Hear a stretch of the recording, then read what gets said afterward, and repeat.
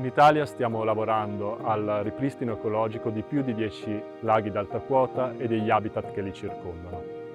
Nel progetto LIFE stiamo lavorando per risolvere i problemi legati all'introduzione dei pesci in alta quota e al problema del sovrappascolo nelle aree circostanti ai laghi.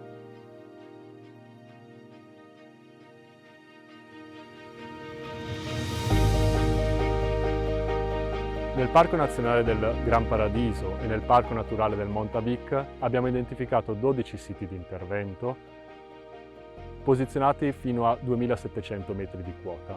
Qui stiamo procedendo all'eradicazione dei pesci introdotti e alla protezione dei laghi e delle torbiere che li circondano dal problema del sovrappascolo, tramite aree di esclusione del pascolo.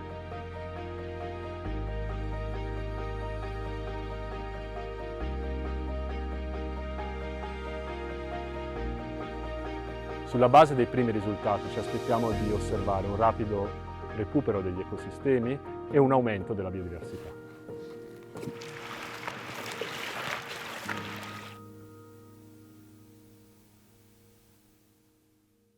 With the contribution of the LIFE program of the European Union.